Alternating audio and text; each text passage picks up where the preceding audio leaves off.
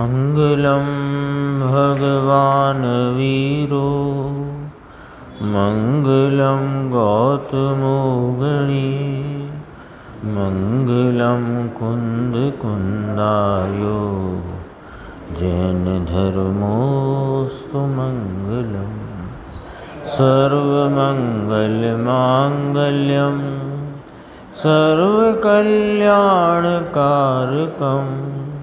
प्रधानं सर्वधर्माणां जैनं जयतु शासनम।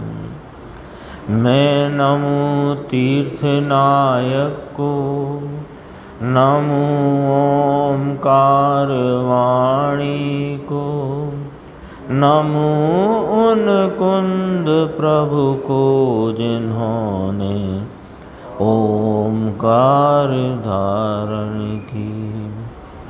अहो उपकार जिनवर का, कुंद का दिव्य वाणी का, जिन कुंद ध्वनि दाता उनका हान स्वामी का।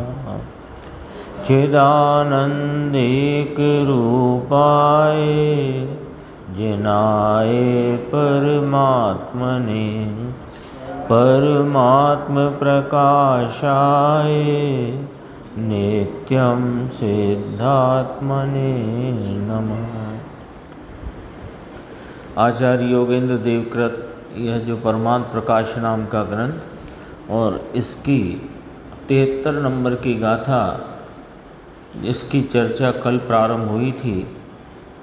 इसमें आचार्य भगवान फरमाते हैं कि कर्म जनित राग आदि विभाव रूप भाव और शरीर आदि परद्रव्य, यह सब जीव से भिन्न है और नियम से जीव भी उनसे भिन्न है। तो इसकी टीका करते हुए ब्रह्मदेव सूरी महाराज ने जो कहा, उसमें भावार्थ रूप से जो बात आई थी उस पर आज गुरुदेव श्री की चर्चा अपन ने सुनी। भावार्थ में ये कहा था कि मिथ्यात्व, अवृत्ति, प्रमाद, कषाय और योग, ये पांचों से जब निवृत्ति है तब शुद्धात्मा उपादेय है। तो ये परिणति रूप की बात है, यानी परिणति में जब यह पांचों का ही सर्वथा अभाव है, मिथ्यात, अविरति, प्रमाद, कषाय और योग, जब ये परिणति में सर्वथा अभाव है, वह सिद्धत्व की दशा है और वहाँ पर आत्मा परिपूर्ण उपादेय नाम उस आत्मा का परिपूर्ण भाव पर्याय में प्रकट हुआ है। ये तो हुई सिद्ध की बात, पर ऐसे सिद्ध स्वरूप को जिसने दृष्टि में लिया और अपने को राग आदि भावों से और शरीर आदि पर द्रव्य से भिन्न प्रतीति में लिया, विश्वास में लिया और उनसे भिन्न अपने चैतन्य परमात्मा की आप रूप प्रतीति करी, तो चौथे गुण स्थान में ही इन पांचों से निवृत्त हुआ है।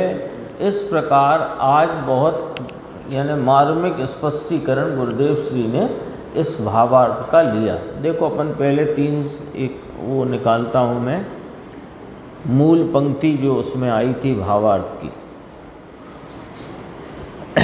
जो मिथ्यात्व, अविरति, प्रमाद, कषाय योगों की निवृत्ति रूप परिणाम है, उस समय शुद्ध आत्मा ही उपादेय है। ये तो हुई पूर्णता की बात। तो पूर्णता रूप परिपूर्ण पर्याय की प्रकटता के काल में आत्मा परिपूर्ण रूप से उपादेय नाम प्राप्त हुआ है।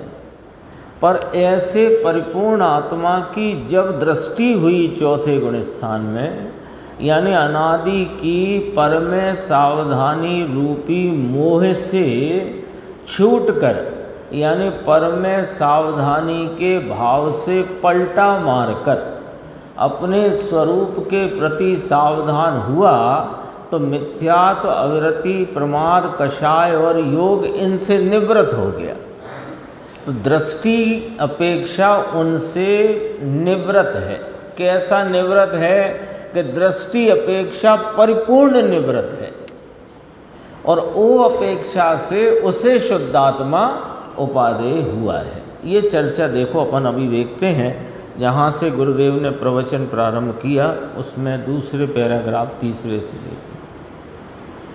कुछ प्रश्न पूछा था मुमुक्षु ने, वही प्रश्न था जिस पर अपन अभी चर्चा कर रहे थे कि ये तो पूर्णता की बात है, यानी चौथे गुण स्थान में मिथ्यात्व का अभाव हुआ सो तो सही, लेकिन अविरति प्रमाद कषाय योग तो अभी विद्यमान है, तो फिर आप कैसे कहते हैं? ऐसे करके प्रश्न उसका होगा यहाँ श्रोता का, तो वो छपा नहीं, लेकिन उत्तर में से वह भाव पकड़ में आता है। देखो, अभी ऐसा कहते हैं यहाँ तो पर्याय में होए भले, मिथ्यात्व तो गया चौथे गुण स्थान में, पर अविरति प्रमाद कषाय योग के आंशिक भाव हैं, आंशिक हैं। अब आंशिक तो अविरति भी गई, आंशिक प्रमाद भी गया, आंशिक कषाय भी गई, और योग भी में भी आंशिक अयोगपना प्रकट हो गया है।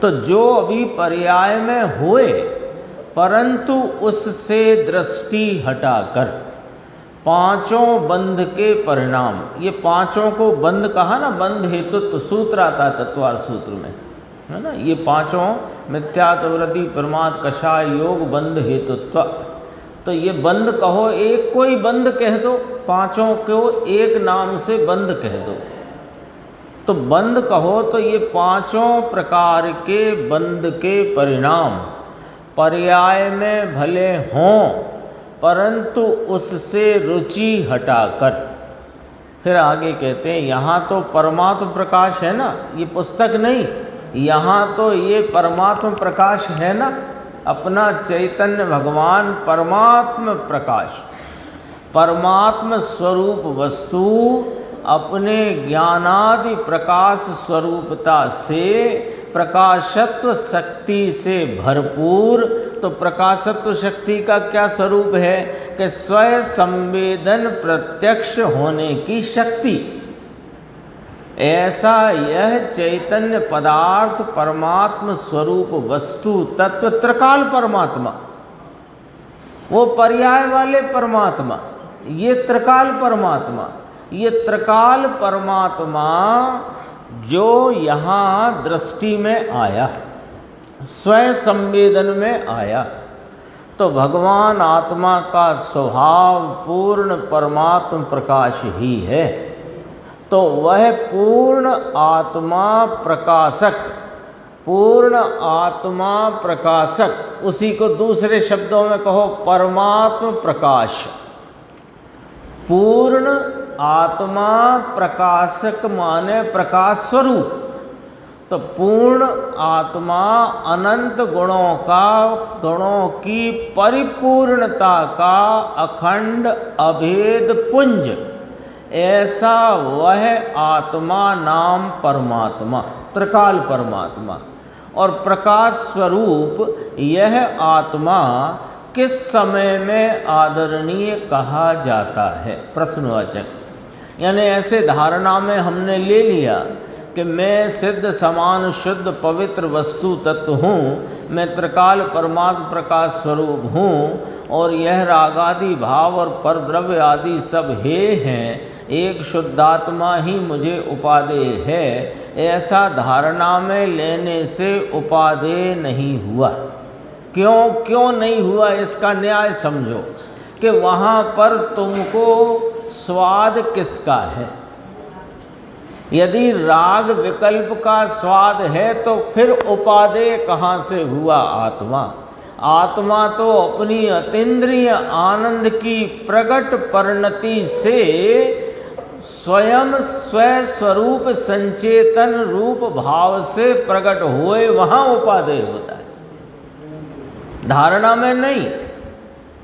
धारणा तो 11 अंग 9 पूर्व तक की, लेकिन रिजल्ट ये सब अपन बैठे हैं संसार में रुलते हुए।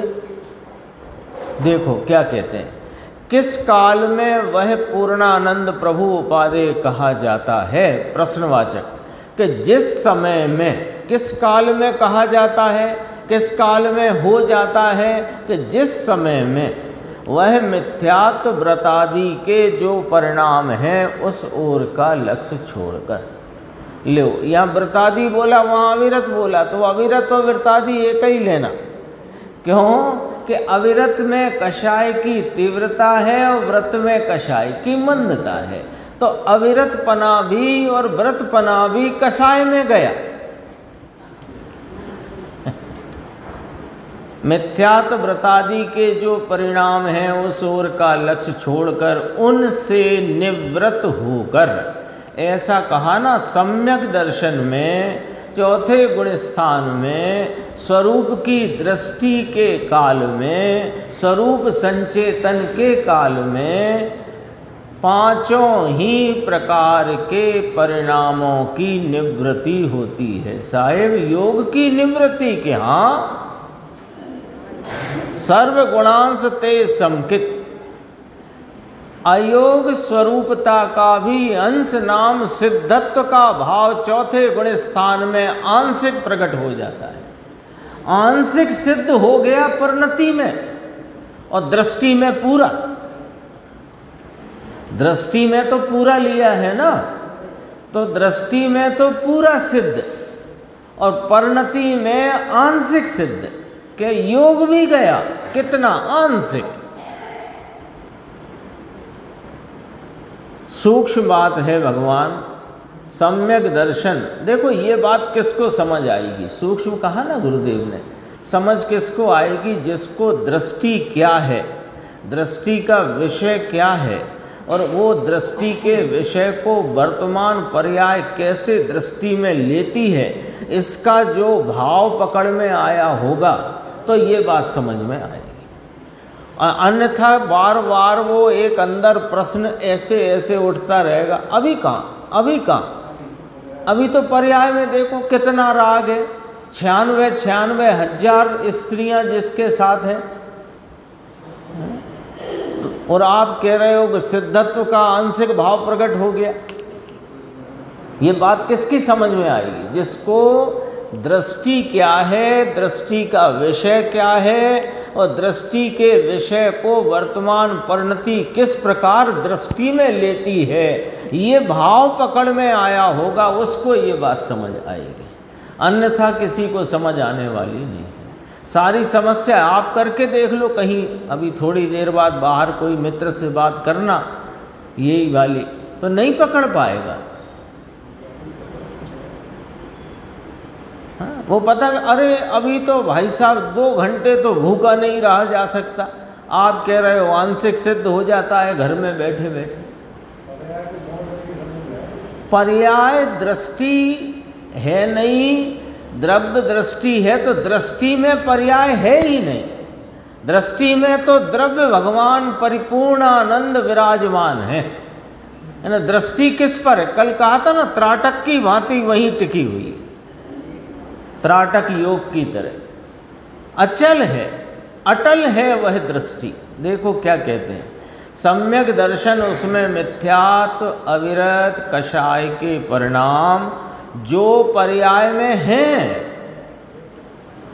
परंतु वह सम्यक दर्शन पर्याय में रहे हुए परिणामों से उनसे निवृत्त करके अंतर में पूर्णानंद का नाथ जिस समय में, ध्यान देना, जिस समय में पर से निवृत्ति के काल में उपादेय होता है, प्राप्त होता है, आस्वाद रूप होता है, प्रतीति में आता है, विश्वास में आता है, श्रद्धान में आता है, उस काल में उपादेय होता है। ये तो वीतराग मार्ग भगवान, ये बात बहुत सूक्ष्म है। फिर कहा, 4 लाइन पहले कहा था, फिर कहा सूक्ष्म है। आज तो जैन दर्शन की बहुत व्याख्या करी गुरुदेव ने, वो भी थोड़ी अपन देखेंगे, थोड़ी सी 5-6 पंक्ति छोड़कर देखना। परिणाम में 5 प्रकार के भाव बंध की पर्याय होने पर भी उससे निवृत्ति की। देखो पर्याय में सम्यक दर्शन के पहले मिथ्यात्व है कि नहीं, जो है उसकी हाँ भरो। सम्यक दर्शन के पहले पर्याय में मिथ्यात्व है, प्रमाद वो कषाय अविरति है, कषाय है, ये सब है, तो वे रहे, लेकिन उन पर से लक्ष्य छोड़ा, उनसे निवृत्त हुआ। निवृत्त होकर कहीं तो प्रवृत्त हुआ कि अपने चैतन्य स्वरूप एक रूप जो भगवान आत्मा, उसमें जो परिणाम प्रवृत्त हुआ, तो इनसे निवृत्त हो गया। दोनों तरफ से बात मना किया ना। सम्यक दर्शन के पूर्व मिथ्यात्व है ये कहा, सम्यक दर्शन है तब मिथ्यात्व ये कैसे हो जाएगा? अंधेरा भी है, अंधेरा है और प्रकाश है, तो प्रकाश के काल में अंधेरा भी है क्या? ये ऐसी बात हो गई। सम्यक दर्शन नहीं है तब मिथ्यात्व है कि नहीं पर्याय में, ये पूछ रहे, इसका जवाब बताओ। है ना? और अविरति आदि कषाय सभी ही है, तो वे होने पर भी उनका लक्ष्य छोड़ा, मिथ्यात्व का लक्ष्य छोड़ा, राग में उठती विकल्प वृत्ति का लक्ष्य छोड़ा। तो सब पर्याय मात्र से लक्ष्य छोड़कर एक ज्ञायक भगवान को लक्ष्यगत किया, तो उस परिणति में भगवान आत्मा, यह चैतन्य पूर्णानंद, वह आस्वाद रूप हुआ, प्रतीति में आया, तो पांचों से निवृत्त है, सबसे निवृत्त है, और आत्मा उपादेय है। देखो इसको, अभी देखो, फिर तीसरी बार सूक्ष्म में कहा, परिणाम में 5 प्रकार के भावबंध की पर्याय होने पर भी, ये भावबंध में जाएगा।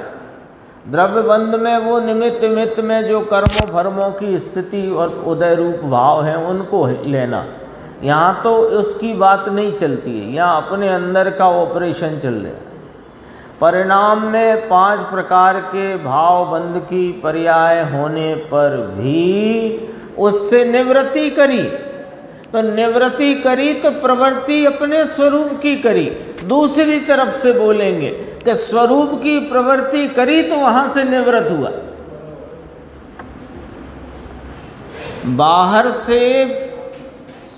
बाहर खड़े थे धूप में, तो धूप में खड़े रहना छोड़ा, तो अंदर कमरे में आ गए। इसी को दूसरी, अंदर कमरे में आए तो धूप में खड़ा रहना छूट गया।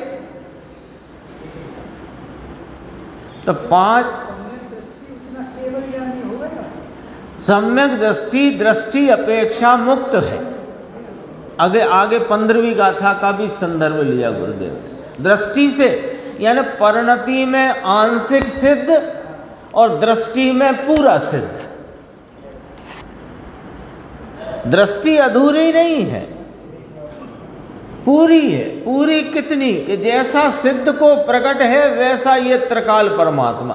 3 प्रकार के बात आई थी ना, बहरात्मा, अंतरात्मा, परमात्मा, वे पर्याय के प्रकार हैं। ये त्रिकाल परमात्मा है। ये बहरात्म दशा में भी परमात्मा है और अंतरात्म दशा में भी परमात्मा है और परमात्म दशा में भी परमात्मा है। ये त्रिकाल परमात्मा है। इसका नाम है परमात्म प्रकाश, इसका नाम है ग्रंथ का नाम है वो। ग्रंथ को नाम क्यों दिया परमात्म प्रकाश? कि जिसकी रामायण लिखी ना, रामायण, तो राम की चर्चा है तो नाम रामायण। यहाँ परमात्म प्रकाश की चर्चा है, इसलिए परमात्म प्रकाश। गजब बात है। देखो फिर कहा गुरुदेव ने, पर्याय बुद्धि छोड़ दी। पर्याय है, पर्याय में जो कुछ भी अभी अविरति, प्रमाद, कषाय योग के भाव हैं। ये अब मैं सम्यक दृष्टि को लिया, यहाँ मिथ्यात्व को छोड़ दिया। अविरति, प्रमाद, कषाय योग के भाव हैं, पर्याय है, लेकिन पर्याय बुद्धि नहीं, छोड़ दी, सूक्ष्म है।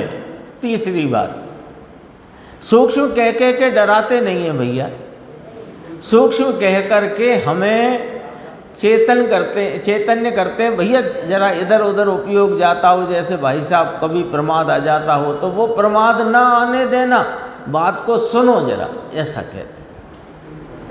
और निवृत्ति काल में शुद्ध चिदानंद आत्मा परमानंद प्रभु वह 5 प्रकार की पर्याय से निवृत्ति के काल में उपादेय है। बोलने में नहीं, पढ़ने में नहीं। हाँ, पढ़ के एकदम ऐसा पढ़ गया हो खटखट खटखट खटखट सब बात बताए, उससे नहीं। इसके बिना यानी 5 प्रकार के परिणाम में वर्तते पर्याय भावों से निवृत्त होकर ही उपादेय होता है, इसके बिना उपादेय नहीं हो सकता। आगे अपन आ गए 384 पेज पे। अभी फिर मुमुक्षु को प्रश्न आया तो यहाँ गुरुदेव बहुत स्पष्टीकरण करेंगे। साहिब 5 की निवृत्ति है चौथे गुण स्थान में प्राप्त सम्यक दर्शन में सम्यक दृष्टि को।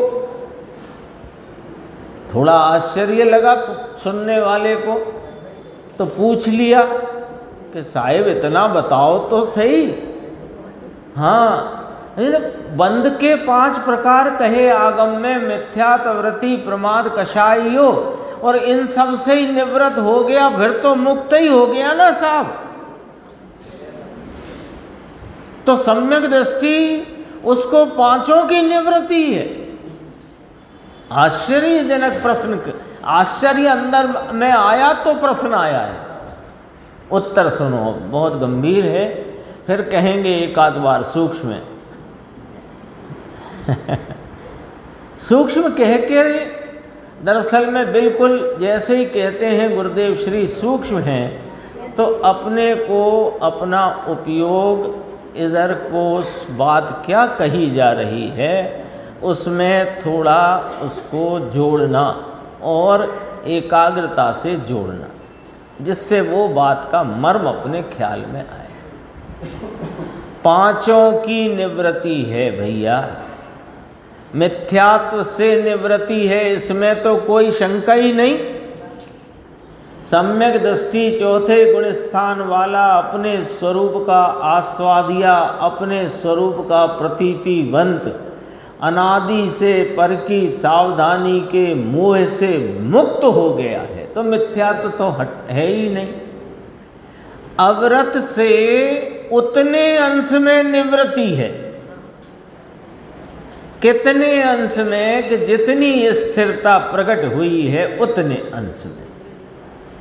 प्रमाद से भी निवृत्ति है अंश में, कषाय की निवृत्ति है, अरे योग के कंपन से भी उतनी निवृत्ति है। देखो, दृष्टि में लेने लायक जो विषय है वो तो एक है, समझना जरा थोड़ा ध्यान से। जो दृष्टि का विषय भूत अपना यह परमात्म प्रकाश, भगवान आत्मा, शुद्धात्म स्वरूप, ध्रुव त्रिकाली, ये तो एक है और एक रूप है, एक है और त्रिकाल एक रूप है। इसकी जब दृष्टि करी तो दृष्टि में कोई अंश नहीं पड़ता। क्यों? क्योंकि एक की और एक रूपता की दृष्टि करी है, तो उसमें कोई उतना जितना वाला काम नहीं है। उतना जितना किस में पड़ता है? स्थिरता में। इस चैतन्य परमात्मा को दृष्टि में लेने से उसमें आप रूपता की प्रतीति हुई है, उसमें कोई अंश का काम नहीं है। लेकिन जिसकी प्रतीति है उसमें अभी स्थिरता अल्प है और उसी में पुनः पुनः एकाग्रता के द्वारा वह स्थिरता वृद्धिंगत होती हुई बढ़ती जाती है। तो जितना उतना जो आएगी जो बात वो स्थिरता में आएगी। तो जितनी स्थिरता उतनी अविरत से निवृत्ति, जितनी स्थिरता उतनी प्रमाद से निवृत्ति, जितनी स्थिरता उतनी कषाय से निवृत्ति, जितनी स्थिरता उतनी योग के कंपन से निवृत्ति। ऐसी बात है। देखो ये आया है समय सार में आया है, भावार्थ में लिखा है योग की निवृत्ति हो जाती है इतनी। इस ओर जो कंपन है भाई सूक्ष्म है प्रभु। वीतराग जिनेश्वर मार्ग और वह भी दिगंबर मार्ग सूक्ष्म है। ये दिगंबर मार्ग ऐसे ही चलते फिरते हल्के फुल्के में समझ आ जाए ऐसा है नहीं, है ना, ऐसा नहीं है। ये दिगंबर मार्ग कोई पक्ष या बाड़ा नहीं है, वस्तु का स्वरूप बताते हैं। ये वो नहीं है। जैसे हम तो 13 पंथी हैं तो हमारे यहाँ चंदन का प्रयोग नहीं होता, हम तो इस प्रकार करते हैं, और वो 20 पंथी हैं वो उस प्रकार का, ये वाली बातें इसमें है नहीं। वो एक अलग व्यवस्था है। वो व्यवस्था उस रूप ही होती है और वह अहिंसक होती है और शुद्ध आमनाय की होती है। ये निमित्त रूप से ठीक है, लेकिन यहाँ इन पक्ष और बाड़े की बातें नहीं है। यहाँ तो इस परमात्म प्रकाश की बात। थोड़ा बात अच्छी नहीं लगे तो ना लगे, लेकिन बात ऐसी ही है, बात ऐसी। पक्ष बाड़ा नहीं, वस्तु का स्वरूप बताते हैं। भगवान आत्मा वस्तु ही दिगंबर है, अर्थात कि मिथ्यात्वादी विकल्प से रहित है। उस विकल्प की वृत्ति इसमें नहीं। दिगंबर दर्शन की यह परिभाषा है। देखो दिगंबर दर्शन की परिभाषा कि राग मात्र से भिन्न चैतन्य आत्मा को ही जो आत्मा कहे वो दिगंबर जैन दर्शन है। अब पद्धति की यहाँ कहाँ बात आई, वस्तु स्वरूप की बात आई। रागादि विकल्प से रहित जो अपना चैतन्य तत्व आत्मा है वही वास्तव में आत्मा है, रागादि भाव आत्मा नहीं। ऐसी जिसमें ऐलान है, घोषणा है, वह ही दिगंबर दर्शन है। अब देखो आगे चारित्र की परिभाषा तो 16वीं गाथा में 14वीं गाथा में लिया। अष्टपाहुड़, 3 कषाय का अभाव, अब मुनि की स्थिति। चारित्र किसे कहा? मुनि को, है ना, क्योंकि चारित्र की उत्कृष्टता का भाव मुनिराज को है। आत्मा की आराधना का उत्कृष्ट भाव मुनिराजों को है। तो मुनिराज माने क्या कि 3 कषाय का अभाव और खड़े खड़े आहार लेना, वस्त्रादि नहीं, नग्न पना खड़े खड़े आहार करना, अर्थात पात्र भी नहीं। गाथा है, अष्टपाहुड़ में गाथा है। फिर गाथा को गुरुदेव ने पढ़ा था, इस पर थोड़ा सा ये बोल्ड वाला पढ़ लेते हैं।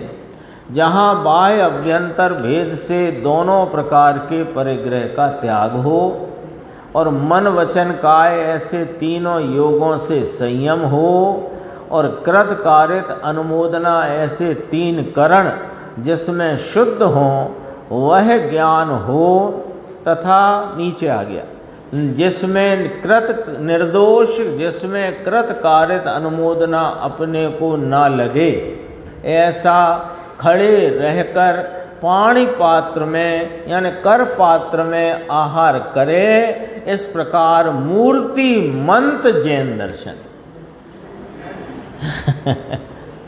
कितनी बात है देखो। मूर्ति मंत जैन दर्शन। मूर्ति मंत माने जैन दर्शन का जिसने अपनी परिणति में, जिसने जैन दर्शन को अपनाया है। जैन दर्शन क्या, पहले वहाँ चलो।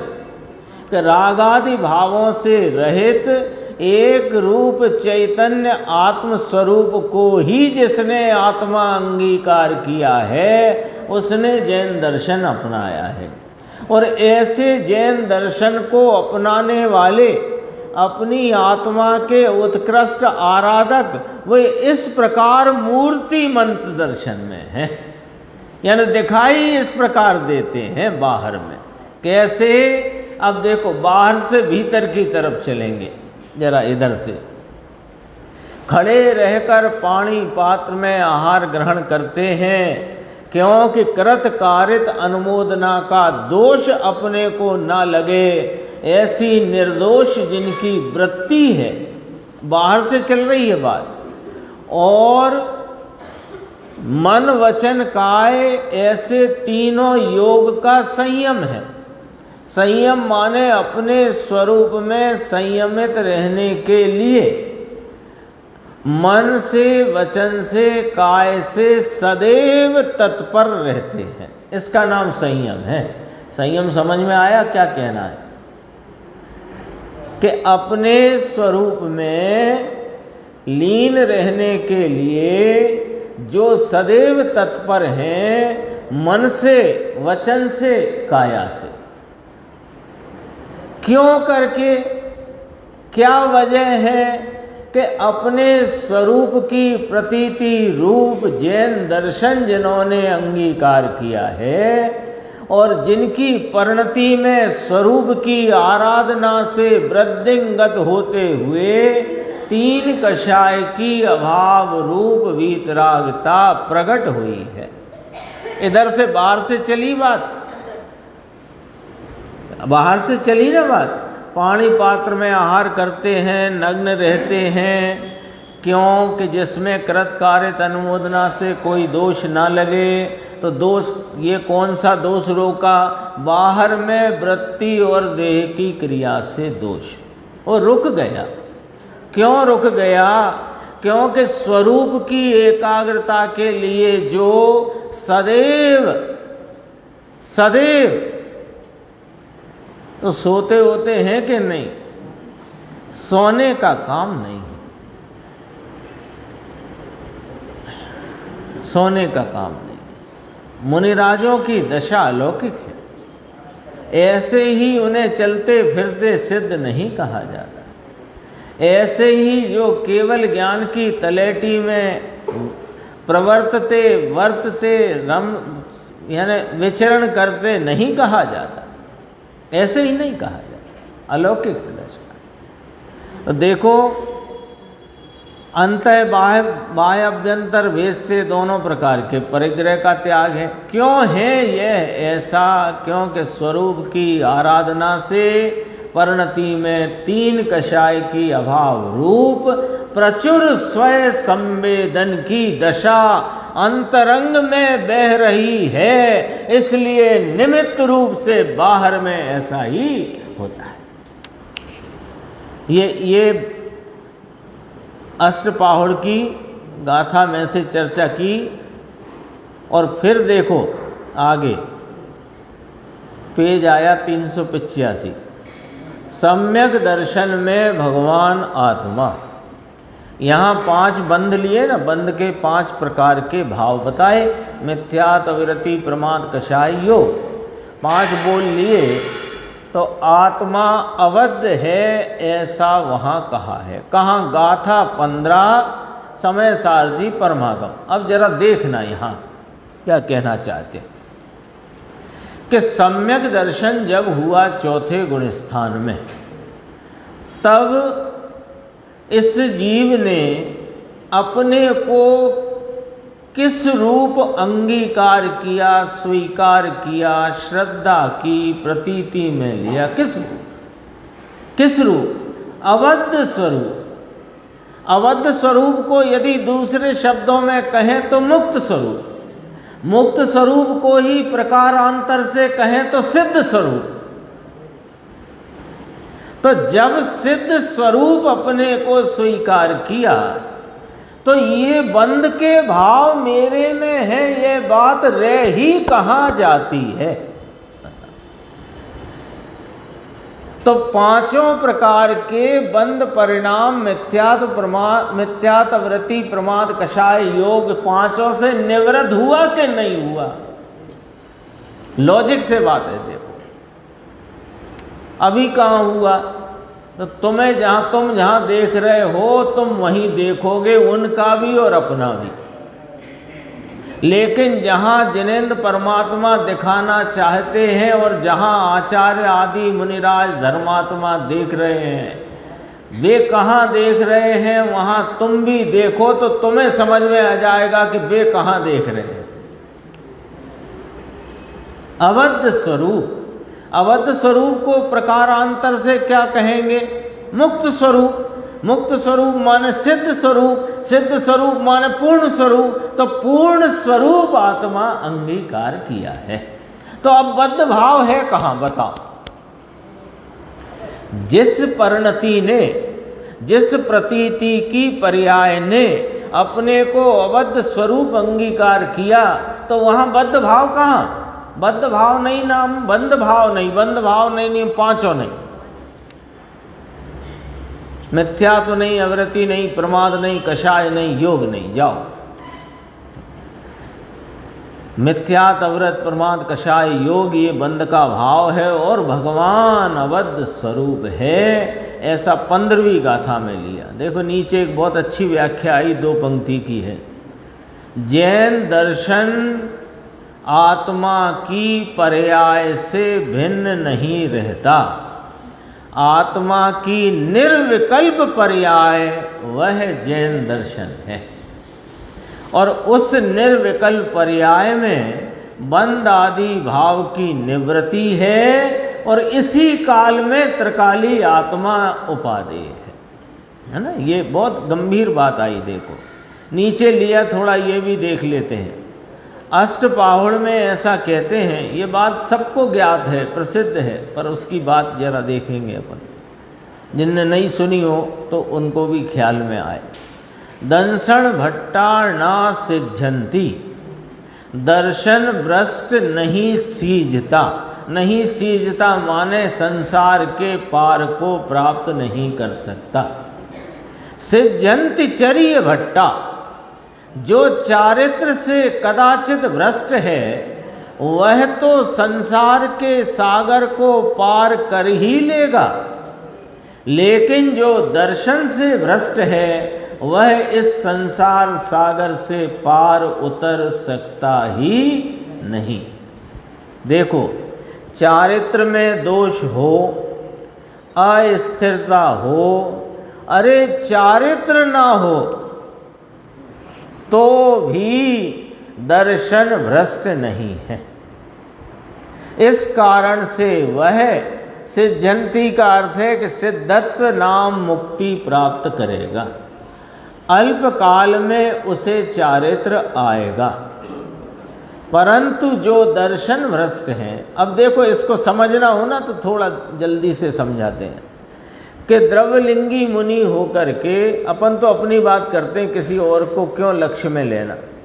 द्रव्यलिंगी मुनि होकर के हमने चारित्र के, इस बाह्य चारित्र के विकल्प रूप चारित्र जिसे कह सकते हैं, ऐसे भाव में अनंतवार प्रवृत्ति की, और कैसी कि जिसमें अतिचार आदि दोष भी नहीं लगते, निरतिचार, ठीक है, तो भी न सिझे, अब तक मुक्ति प्राप्त नहीं की है। और जब तक इस चैतन्य भगवान का आलम्बन लेंगे नहीं, तब तक मुक्ति की ट्रेन का टिकट मिलेगा नहीं।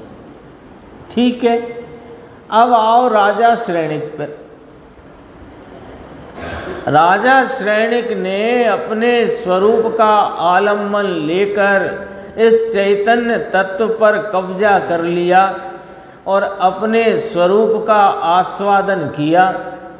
वे यद्यपि कि चारित्र वाह में विकल्प रूप भी नहीं था, अर्थात विकल्प में भी कषाय की तीव्रता रही, तो नरक में गए। और अभी वहीं हैं, तथापि अगली 24वीं में सिद्धंति, चारित्र प्राप्त करेंगे और उसको मुक्ति को प्राप्त होंगे। आई ना बात? तो दर्शन भ्रष्ट होता क्या है? अब जरा इसकी बात देखो। चारित्र भ्रष्ट तो अपन सब समझ लेते हैं, पर दर्शन भ्रष्ट क्या होता है कि जो राग को उपादेय मानता है, आत्मा को हे जानता है, वह दर्शन भ्रष्ट है। लो सीधी सच्ची सटीक परिभाषा। दर्शन भ्रष्ट किसे कहना? जो राग के कण मात्र में भी एक कण जितनी उपादेयता मानता है, वह दर्शन से भ्रष्ट है। फिर प्रश्न आ गया, बस इस प्रश्न के लिए इतनी चर्चा थी, दोनों में कौन बड़ा, दर्शन या चारित्र? देखो प्रश्न देखना, प्रश्न का उत्तर समझना, इसमें मार्मिक बात है। क्योंकि जब ये कहा कि चारित्र भ्रष्ट तो सीज जाएगा, नाम चारित्र भ्रष्ट तो कालांतर में मुक्ति को प्राप्त हो जाएगा, लेकिन दर्शन भ्रष्ट नहीं हो सकता। ठीक है, तो बड़ा कौन कहलाया, दर्शन या चारित्र? प्रश्न कहाँ से आया कि जिसके नहीं होने से मुक्ति की गारंटी नहीं, वह तो दर्शन कहा, और जिसके नहीं होने पर भी मुक्ति हो जाएगी, उसे चारित्र कहा। यही बात आई ना अष्टपाहुड़ में, चरिये भट्टा सिद्धंति, दर्शन भट्टा न सिद्धंति, यही वाली बात आई ना। तो इसको जरा ऐसे फैलाओ यहाँ कि जिसके नहीं होने पर ये जीव मुक्ति को प्राप्त कर सकता है, वह उसका नाम चारित्र है, और जिसके नहीं होने पर ये मुक्ति को प्राप्त हो नहीं सकता, उसका नाम दर्शन है। तो दोनों में बड़ा कौन भाई? जिसके होने पर नहीं होने पर भी मुक्ति की गारंटी है, और जिसके नहीं होने पर मुक्ति की कोई संभावना नहीं, तो दोनों में बड़ा कौन? प्रश्न ये है। कहाँ से प्रश्न है वो समझ रहे थे अपन विचार करके। देखो पूज्य गुरुदेव श्री का जवाब कि चारित्र हो तो भैया चारित्र ही बड़ा है, हो तो।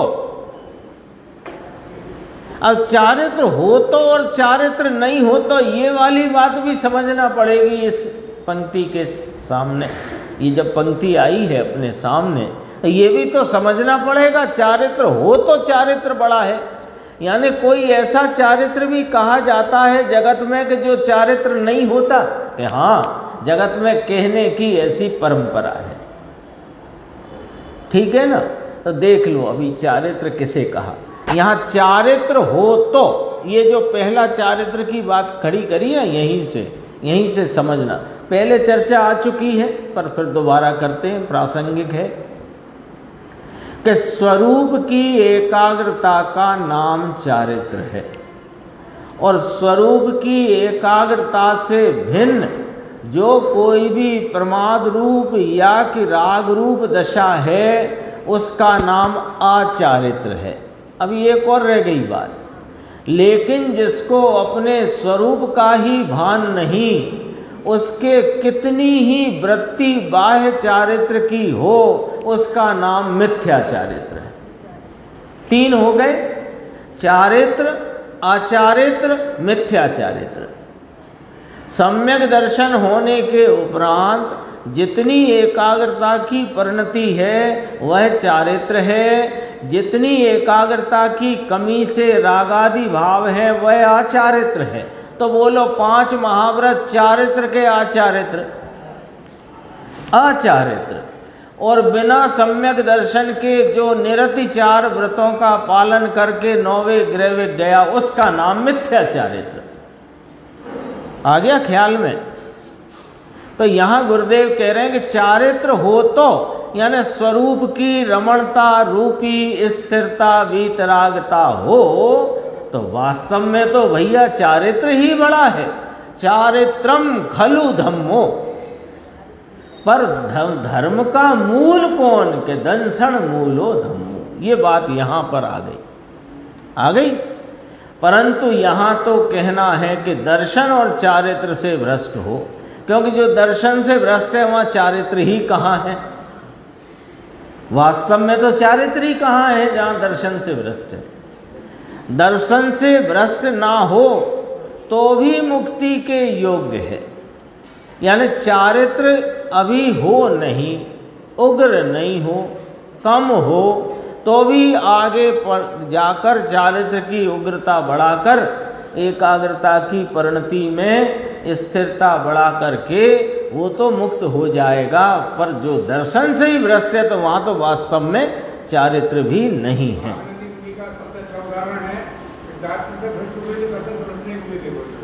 हाँ, माघनंदी मुनिराज का है, भाई साहब ने याद दिलाया, बिल्कुल सही है। और अब ये जो 14वीं गाथा बोध पाहुड़ की ली थी, इस पे चर्चा अपन कल करेंगे, क्योंकि इसकी चर्चा और भी आगे है।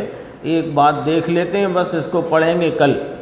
दिखा रहे हैं आपको पठन पाठन की रुचि को क्या करना, कि पठन पाठन की रुचि राग की रुचि हो, पठन पाठन का विकल्प आता है, परंतु उसकी रुचि हो कि ये पठन पाठन मेरी स्वाध्याय 2 घंटे, गुरुदेव की सीढ़ी 2 घंटे प्रवचन सुनना, ये चीज़ ठीक है, तो उसे आत्मा ही है। आप सबको जगाने सुनाया, चर्चा कल करेंगे इस पर। 633 नंबर का प्रश्न है ज्ञान गोष्ठी में। पुण्य पाप अधिकार की बात अपनी इस ज्ञान गोष्ठी में, वह पुण्य पाप के संदर्भ से जो प्रश्न उत्तर हैं उनकी चर्चा चल रही है। देखना अभी क्या कहते हैं, क्या प्रश्न आया है। क्या किसी अपेक्षा ज्ञान भी बंध का कारण हो सकता है? समझना, थोड़ा टीटू भाई टेक्निकल क्वेश्चन है, प्रश्न जरा तकनीकी है, समझना इसको। पहले प्रश्न, मैं उत्तर तक जल्दी नहीं पहुंचना चाहता, पहले प्रश्न को समझ लो। प्रश्न समझे बिना उत्तर पढ़ना शुरू कर दो तो पता ही नहीं लगता कि उत्तर क्या है। क्या किसी अपेक्षा ज्ञान भी बंध का कारण हो सकता है क्या, ये पूछा है। क्यों कि सामान्यपने अपन विचार में लें तो ज्ञान बंध का कारण नहीं, ज्ञान बंध का कारण नहीं, बंध का कारण मिथ्यात्व रागादि भाव है, ज्ञान बंध का कारण नहीं।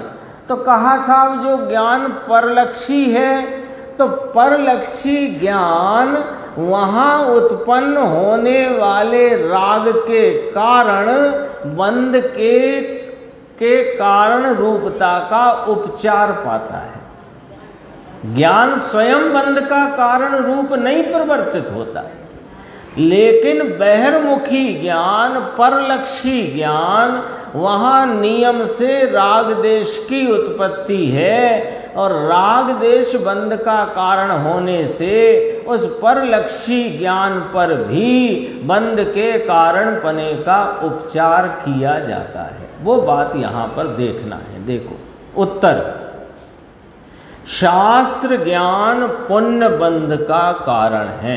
नंबर 1 लिख लो, शास्त्र ज्ञान। शास्त्र ज्ञान, शास्त्र किसे कहते हैं योगेश भाई?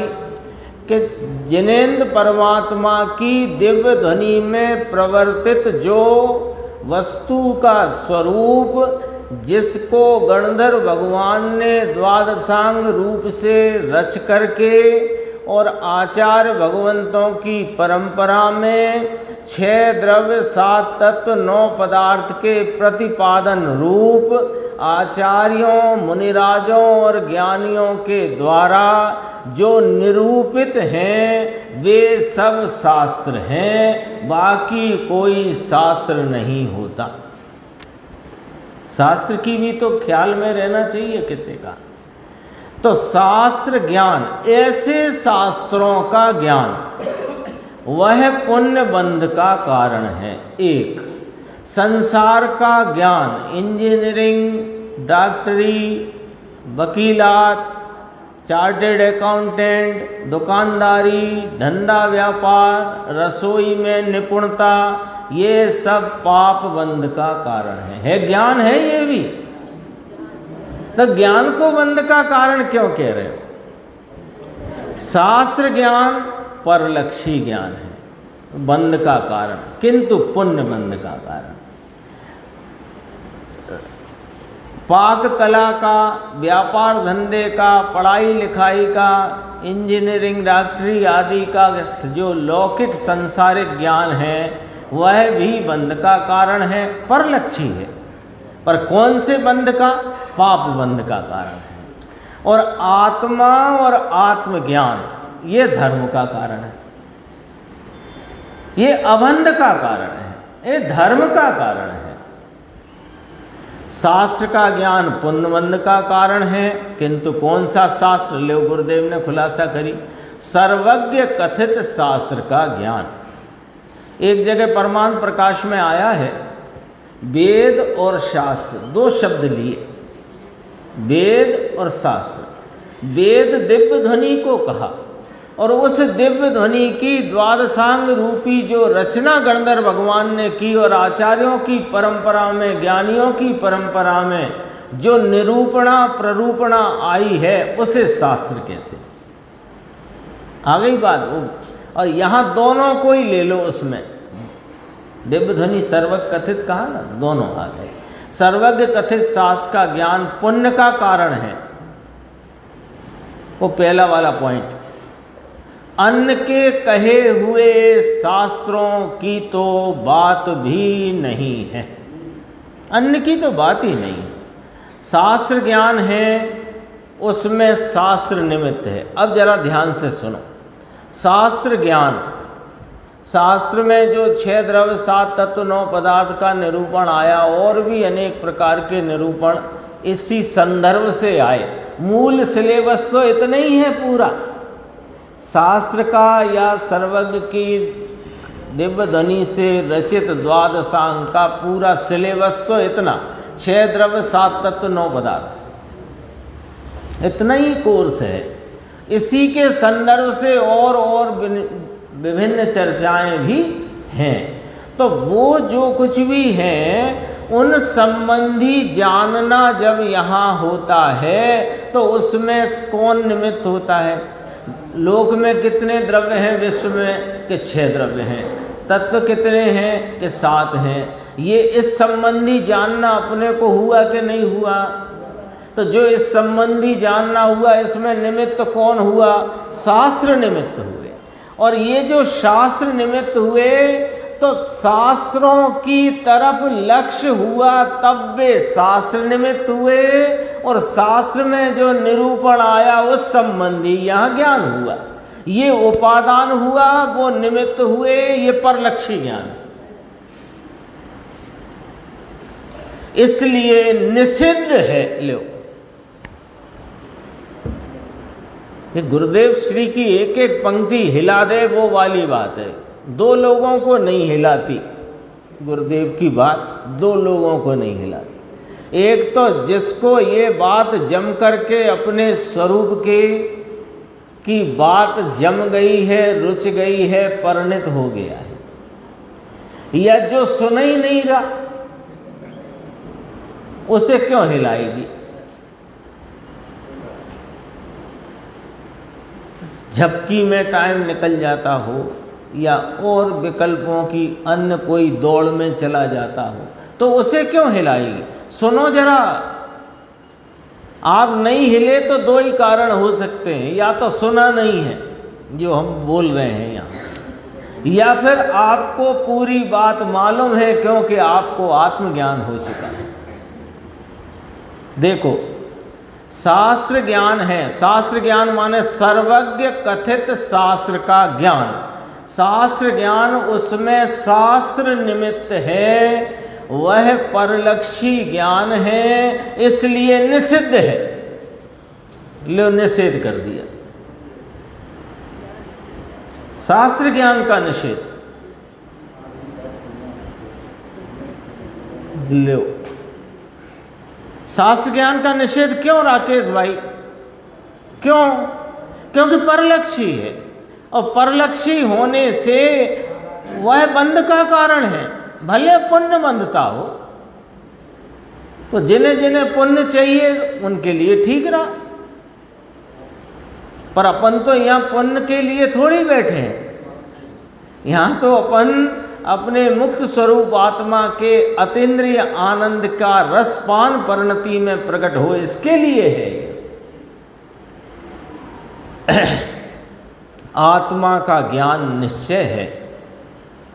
उसी तरह 9 तत्वों की श्रद्धा में 9 तत्व निमित्त हैं, आत्मा निमित्त नहीं। लो एक जगह तो कलश टीका में 9 तत्वों की भेद रूप श्रद्धा को मिथ्यात्व कहा,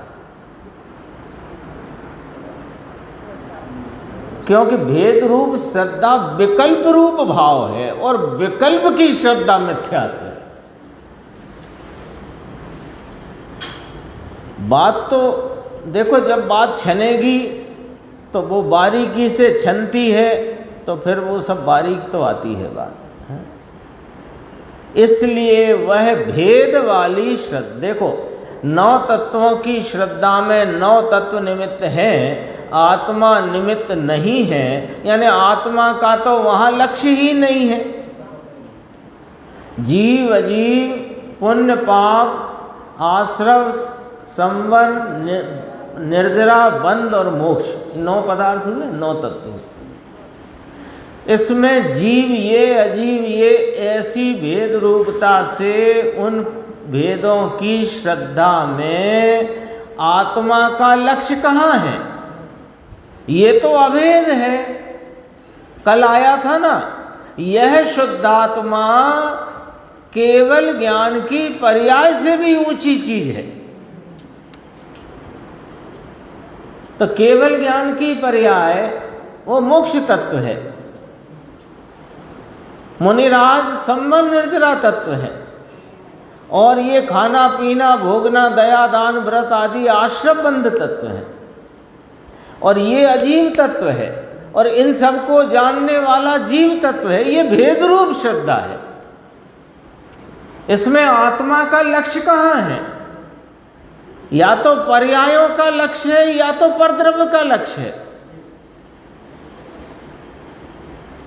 देखो जरा समझना इस बात को। संबंध आश्रम बंध हे हैं। पहले एक वो छोटे बाबू भाई आए थे ना, बच्चों का वो शिविर लगा था, तो वो सब बच्चे इकट्ठे होकर के बोलते थे आश्रम बंध हे हैं, ऐसे बोलते थे। और संबर नेजरा एक देश प्रकट करने योग उपादेय है, और मोक्ष पूर्ण प्रकट करने योग उपादेय है। ऐसा जो हमने सीखा समझा जाना, और इस प्रकार के भेदों को हमने ख्याल में लिया। आश्रम बंध हे है, एक भेद हुआ। संबर निर्जरा एक देश प्रकट करने योग्य है, दूसरा भेद हुआ। मोक्ष पूर्ण प्रकट करने योग्य है, तीसरा भेद हुआ। ये अजीब तत्व है, ये चौथा भेद हुआ। और इन सबको मैं जानने वाला हूँ, ये 5वां भेद हुआ। इसमें आत्मा कहाँ आया सो बताओ? ये तो अभेद अखंड वस्तु तत्व है। बात समझो भैया, बारीकी की बात है। इस पे तो अपने वीरेंद्र कुमार जी थे ना जब, तब उन्होंने 13वीं गाथा की बहुत चर्चा की थी। 7वां कलश 13वीं गाथा, बहुत गंभीर चर्चा चली थी जब वो आखिरी बार यहाँ आए थे। आत्मा निमित्त नहीं है, निमित्त नहीं है मानो उसका लक्ष्य नहीं है, इसलिए वह भेद वाली श्रद्धा राग है, व्यवहार है। और वह व्यवहार श्रद्धा भैया अभव्य को भी होती है। ये 7 तत्वों की 9 पदार्थों की इस प्रकार की भेद रूपता वाली श्रद्धा अभव्य को भी होती है। अवज्ञ कौन होता है? अभी जरा दूसरी तरह से व्याख्या समझना। अवज्ञ कौन होता है कि जिसको मोक्ष मार्ग प्रगटने की योग्यता नहीं, क्योंकि जिसे मोक्ष प्रगटना है उसे मोक्ष मार्ग भी प्रगटेगा, और जिसे मोक्ष ही नहीं प्रगटना उसे फिर मोक्ष मार्ग भी नहीं प्रगटेगा। तो अपन तो मार्ग की बात करते हैं ना, अभी अपन इस भूमिका में बैठे हैं। तो जिसे मोक्ष मार्ग प्रकट होने की योग्यता नहीं उसे अवज्ञ कहते हैं। और ये 9 तत्वों की भेद वाली श्रद्धा अवज्ञ को भी होती है। ये कह करके क्या कहना चाहते हैं कि ये मोक्ष मार्ग नहीं हो सकता। यदि मोक्ष मार्ग होता तो ये श्रद्धा अवज्ञ को नहीं हो सकती थी। लॉजिक है ये। देखो व्यवहार है, वो व्यवहार श्रद्धा अवज्ञ को भी होती है, उसे आत्मा की श्रद्धा नहीं है। 6 काय के जीवों की दया का विकल्प शुभ राग है। ये सब होने पर भी, यानी शास्त्र ज्ञान भी है, 9 तत्वों की भेद रूप श्रद्धा भी है, परिणति में 6 काय के जीवों के प्रति दया का विकल्प है ना, हिंसा न हो ऐसा विकल्प, तो वास्तव में इसमें 5 पाप का त्याग आ जाता है। एक हिंसा में 5 पाप हैं, ऐसा पुरुषार्थ सिद्धि उपाय में कहा कि ये 5 तो उसका विस्तार कहा पापों का। एक हिंसा ही उसमें 5 समा जाते हैं, और एक अहिंसा में 5 देशव्रत महाव्रत समा जाते हैं, एक अहिंसा में। तो दया का विकल्प वह शुभ राग है, यानी यहां तो ले लो 5 महाव्रत का राग। क्या क्या आ गया? शास्त्र का ज्ञान आ गया, 9 तत्व की भेद वाली श्रद्धा आ गई, और 6 काय के जीवों की दया का विकल्प नाम जो अहिंसा आदि व्रत भी आ गए। ये सब होने पर भी निश्चय चारित्र न हो ऐसा भी हो सकता है। निश्चय चारित्र नहीं हो अर्थात चारित्र ही ना हो, अर्थात मिथ्या चारित्र हो, ये भी हो सकता है। क्योंकि निश्चय चारित्र तो, अब ये निश्चय निश्चय शब्द क्यों लगा रहे हैं? जैसे कि दुकानदार लिखता है देसी असली घी। अब बताओ घी में असली क्या होता है? घी तो घी होता है, लेकिन बाजार में नकली का प्रचलन बढ़ जाने से उस असली वाले को लिखना पड़ता है। तो ऐसे इस लोक में जो चारित्र है नहीं, उसमें चारित्र मानने की भूल जगत में बहुत व्याप रही है। इसलिए यहाँ निश्चय चारित्र ऐसा कहना पड़ता है। निश्चय चारित्र तो यानी निश्चय शब्द हटा दो तो भी बात अटल है, चारित्र तो स्वयं के आश्रय से होता है। निश्चय तो हमें कहना पड़ा क्योंकि तुम उसे चारित्र कह रहे हो जो है ही नहीं। निश्चय चारित्र तो स्वयं के आश्रय से होता है और उसके साथ व्यवहार चारित्र का विकल्प होए भी और ना भी हो। ये चर्चा आई, शेष चर्चा आगे की साथ।